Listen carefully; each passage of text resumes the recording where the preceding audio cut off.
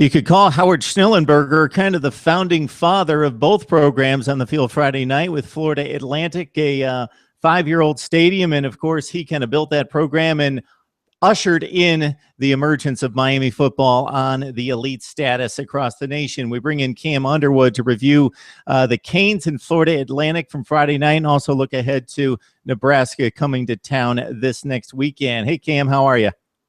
Great. Good to be back. All right, a little sluggish there in the first half. The game was tied at 20, outgained by about 60 yards after the first half. So any concerns at that point? Are there concerns? Yes. Florida Atlantic got their last field goal with 9:44 to go in the third quarter. That was the first drive of the second half, and it was tied at 20 before Miami went on a 24-0 run to give you your final score 44-20. But early, there were definitely some problems that need to get addressed, and they need to get addressed quickly because, like you said, the schedule picks up even, this week with Nebraska and then, subsequent games. So, in the after-game interviews, Al Golden said that there were some substitution errors and some run fit errors, i.e. the linebacker was supposed to be in a certain gap and went to a different gap. And when you do that, then that opens up the gap for that 46-yard run on the first drive and many more runs and passes, things like that. Rafael Kirby said the exact same thing. Jamal Carter said the exact same thing. There were errors and mental breakdowns, and that enabled Florida Atlantic to have some success with their spread offensive system. And that was troubling for two reasons. Number one, Florida Atlantic, they lost to Tulsa in their opening game, but they put up 600 yards and 44 points in the opener. So, okay, you figured they're going to get some things, but their starting quarterback played one drive before he left the game with an ankle not to return. Their starting running back had 148 yards or something in a quarter and a half, really, and then he got injured in the second quarter, maybe the early third part of the third quarter, not to return. And then, you have Jason Driscoll, Jeff Driscoll's younger brother, coming in as a redshirt freshman, slicing and dicing for, his first 5 or 6 drives. They have a backup running back who also had like 80 yards off the oak. So you're like, whoa, wait. I know that they run a spread system and, sometimes we struggle with those, but I think they had a few more yards than Miami fans should be comfortable with. So, yes, there's some issues that definitely need to get worked out really quickly as we move forward. Yeah, you kind of covered the ground that I was going to hit in regards to not only the score being close into the third quarter, but as you just mentioned, backups at quarterback and running back and FAU still being pretty productive at that point in the game before the Canes clamped it down and scored the last 24 points of the game. Joseph Yearby with a huge game, 243 total yards, 146 on the ground. Mark Walton only 42, but found the end zone 3 times. What did you see on offense that you liked and needs to be better this Saturday? I'm sorry, I didn't hear that last part of the question. What did I like from the running backs? To the offense and what you would like to see coming up this Saturday that needs to improve. Obviously, Joseph Yearby and Mark Walton as the 1-2 punch. I'm going to actually be writing about that coming up very shortly, but that's something that is a key for the Hurricanes team. Myself and other people, I've seen on Twitter and other, commentary about, Mark Walton is the most talented player at the running back position, and maybe he's going to start within, 3 or 4 or 5 games, and then Joe Yearby just put the team on his back in that first half, and, 243 total yards. He had 2 touchdowns, 1 receiving, 1 rushing. He was everywhere. He was a beast, and, if he continues to play like that, that's going to be a positive. So obviously having that 1-2 punch.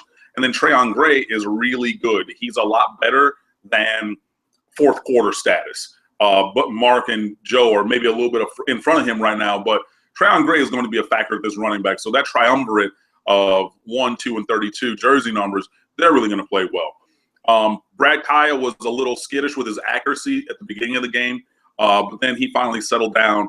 And I tweeted it during the game. I think it was maybe the second or third drive in the second quarter or early in the third quarter, Brad Kaaya started to look like Brad Kaaya again. He started to look like that freshman All-American, settled down, stepped into his throws, hit guys in stride, really had full command of the offense. So those are things that I like. Obviously, if we have Stacy Coley back, Braxton Berrios back, that would add to the number of weapons that he has at his disposal. But Sean Scott had over 100 yards receiving in Friday's game. Herb Waters had a couple good plays in Saturday's game or Friday's game as well, excuse me. So there are weapons there. So the skill positions, those are things that I'm comfortable with. We put up 44 points, cashed in our turnovers, very comfortable there. But offensive line, we have problems. Trevon Coney for Florida Atlantic, he was owning Danny Isadora and Alex Gall and Nick Linder on the inside, defensive tackle. Went to Miramar High School with Tracy Howard, Jermaine Grace, Malcolm Lewis, Ryan Williams, all those guys who go to Miami. He gets to college, blows up, puts on 50 pounds of weight. He's up to 380 or 285 now, playing defensive tackle, and was a beast. And that honestly really shouldn't happen against the Florida Atlantic defense for guys who are probably not going to get drafted. Left tackle was still a bad spot, but for both Trevor Darling and Casey McDermott, needs improvement. On one of the passes to Joe Yearby, Brad Kaaya is being pulled back by his collar and luckily steps up a little bit to lob the ball, but that should have been a sack because the guy came around the left end and it was right there. I mean, as he hit his fifth step, it was dropped. There just needs to be improvement from that group as a whole. You start the game off with a Sonny Adogwu false start at right tackle. I'm still not sold at him as a starter, even though he has been playing better. But, if you're jumping early at right tackle against Florida Atlantic in front of their 3,000-person student section, what are you going to do on October 10th when you're up in Tallahassee? What are you going to do at these bigger games? If that gets you off your game where you false start before the first start of the game or first snap of the game on offense, those things, offensive line has to be really unsettled. And I don't know what the combination is. If you slide Casey McDermott to left tackle, move Trevor Darling to right tackle, or kick one of them inside or shuffle something, but there just needs to be a consistency that I'm not seeing yet. And that's a good segue to the Nebraska game because Cam Underwood joining us from State of the U to talk Miami, Nebraska now. My memory of last year's game is not going to be anything close to yours, but I remember Brad Kaaya giving us what we would expect out of a kid making, I believe, his third collegiate start at that point on the road in one of the more hostile environments in college football, and the offensive line not giving him a whole lot of protection. I think Nebraska showed itself to be a better team at that point, just along the offensive and defensive lines. I thought otherwise Miami probably had better skilled players other than Amir Abdullah. And you were down by typically 1 to 2 scores throughout that game. So it wasn't a dominant performance by Nebraska, but they were up by 1 to 2 scores most of the game and really were out in front. Yeah, they were out in front. And I mean, but it was, like I said, it was a closely attached game. They got the ball first, they score, get a field goal, they get a touchdown. So it's 14-3. We get a touchdown, it's 14-10. So, it was a tightly contested ball game.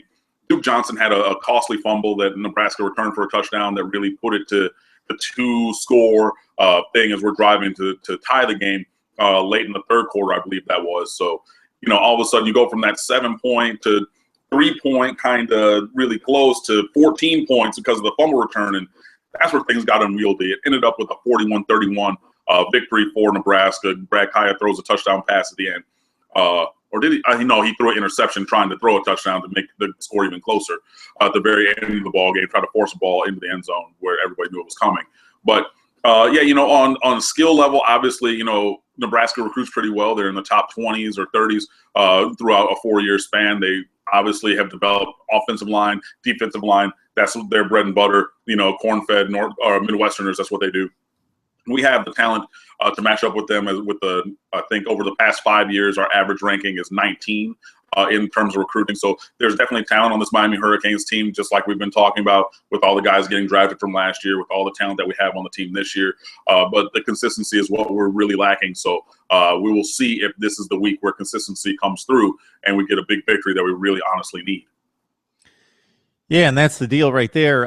They're kind of inconsistent on offense. Have Tommy Armstrong at the helm, in which now you've got Brad Kaaya. 15 starts under his belt. We would expect him to step up in a big game as long as he has sufficient time to make the plays. So I'm guessing that this point spread is like razor close, and maybe with Miami at home, slight edge to the Canes. But as you mentioned, based on just about any metric, this should be a really good game.